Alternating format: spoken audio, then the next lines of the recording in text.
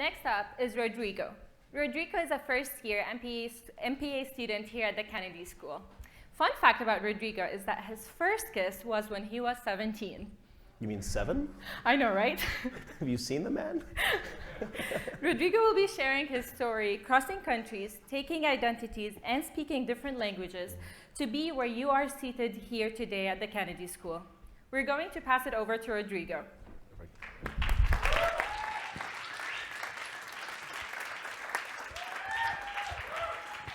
Woo! Vamos, amigo. Hello, everyone. So this is the first time telling this story. So because of that, I'm going to ask you, all of you, to do something for just some seconds. I want all of you to close your eyes and imagine that you are right now in your bed sleeping. You're relaxed. It's a relaxing exercise. You're relaxed. You're in bed. But then you realize that there is a terrible light above you that is bothering you. But you try to continue sleeping. And then you start to hear weird noises, loud voices. And someone starts to cry in the background. So you start to waking up. And then you start to feel this terrible smell. And that is so hot that you can breathe. So you decide to open your eyes. And that's when it hits you. You're not in your room. You're in a hot, tiny cell. A tiny cell that maybe is only for 3 people, but now you're sharing with 11 others, all of them in the floor. The guards enter to a cell and start to scream at you, mock at you, and treat you like you were a criminal, but you are not. You're a human rights defender. You don't know what is going to happen with you. Some of your cellmates have been there for the last 13 days, and others 11 years. You will not believe it, this is how I wake up in May 2014. I was planning to give a conference in another country, and actually I was planning to come here to Boston because I was already accepted at this school, and the government detained me at the airport because of my work. And it was because people outside the world started to protest those days, I was released. This is the concept that I call global solidarity. So people outside the world make a change in my country. So that was not all. They released me, they took my passports and prohibited me to leave the country. They banned me. But I continued to do my work. And 1 year after, almost the same week, I was returning home from a protest, and 2 cars, when I was arriving to my home, 2 cars stopped me. 6 guys get out of the cars, started to point guns at me, and asked me to leave my car. And I say, well, this is happening again. They put me in their car, and for the next few hours, they threatened me that they were going to cut my ears and kill me. So this time, I didn't know I was going to live the next 10 minutes of my life. So I started to cry and pray, and I promised God that if I survived that event, I was going to escape. Why I needed to escape? Because I didn't have a passport. I had a ban to leave the country, but it was not safe anymore to be in my country. So they released me in a dark street of Caracas, and the next thing that I did is start to plan my escape. So one day, I started to cross 20 different towns, and for 2 weeks, I pretend to be somebody else, speaking another language with a different name. Because I was living in a country that does not believe in freedom. Actually, I spent 1 week in a refugee camp, and again, a lot of people outside started to help me. And I remember that I arrived from my escape the first day we start classes, just the same day. I was arriving with the same clothes that I was using for the last 2 weeks, and I feel so great because I was finally safe. So my country, so you can imagine a human rights activist, why he was in jail, why he was kidnapped, he need even to escape from his country. Well, right now, let me tell you about Venezuela. What is happening there? Venezuela has the highest number of political prisoners in the continent. You will not believe it, but more than Cuba. 90% of the media is controlled by the government. 96% of medicines are missing. There's no food. People have to make lines for 9 hours to buy food. We have the highest inflation in the world. And this means, like, I don't know, if you want to go out with a girl and you want to pay the dinner, at the end of the night, you will know if you're going to have enough money, because just prices change it every day. And it may sound funny, but it's not. Then, and the thing that I hate the most is that, for example, Caracas, where I come from, is the most dangerous city in the world right now.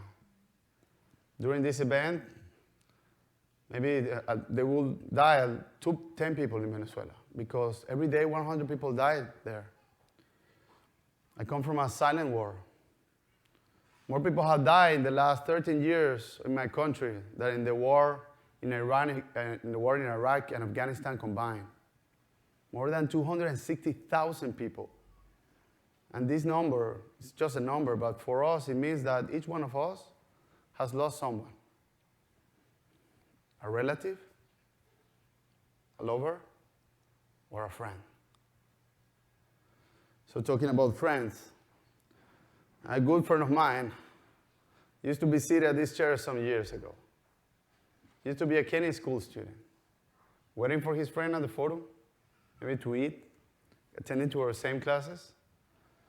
But for the last 2 years of his life, Leopoldo Lopez has been confined in a tower alone, without access to any other political prisoner. Just a Kenny student, just like us, that for applying what we learn here, he's also in jail. Actually, some months ago, the police entered to his cell and throw human feces on him and wake him in the middle of the night just to beat him. And this is just one story of the 82 stories of political prisoners in my continent. And for a little bit, I was one. But thanks again to Global Solidarity, I'm here with you today. So let me explain you what happened, what helped me to escape. In 2014, the opposition started to make protests against all these terrible things that were happening. And the reaction of the government, because they couldn't resolve the problem, they're starting to kill innocent people and torture them. So after 1 month, 30 people were killed and more than 1,000 students were detained. We were so afraid that we knew that we needed international support. So we decided to create an international protest that we call SOS Venezuela, calling the attention of people outside to start to talk what was happening in Venezuela.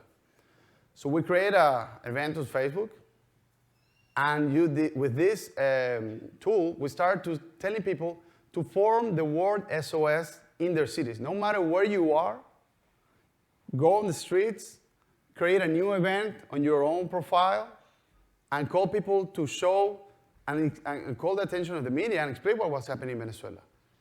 So I remember that the first city was Madrid, who said that they were going to act. Then I remember that it was Rome, San Salvador, Buenos Aires, Barcelona, Dubai, and then 10 more cities, 20 more, 30 more, 50, 60, 80, 90, 100, 120 cities all over the world decide to stand up and say something and claim to stop the killing of innocent people in Venezuela. After that, from Hollywood stars to national football team joined our cause, making the government stop the killing. So they create a change from the outside. We're not talking about 1,000 people. Just people like you decide to do something. So this was so important for us because I'm here because of these people. 2 months after, the government went after me because of this, and against my organization. But it was because all these networks started to protest again. I was the only political prisoner being released those days. So my message here, imagine what we can do. We at this university, maybe we represent 100 countries. And when it most needed, people did something. Imagine the pressure what we can do to release the other 82 political prisoners. And I know that it was going to be thanks to this powerful tool that we have, that these 82 political prisoners one day will be with their family. We can pressure our own governments.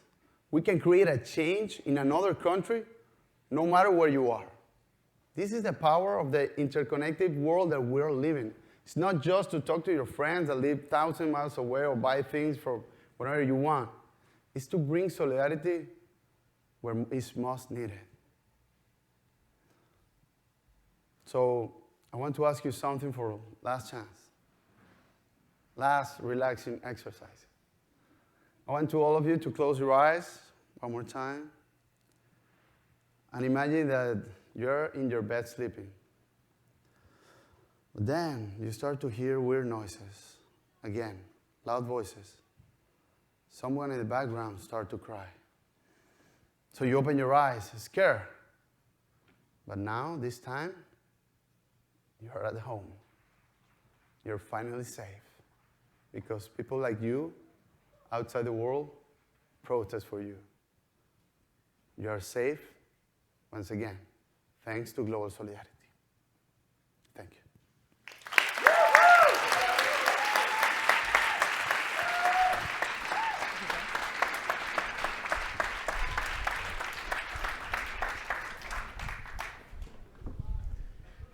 I can only imagine the obstacles Rodrigo overcame to be with us here today, but I, for one, am very glad that he's here.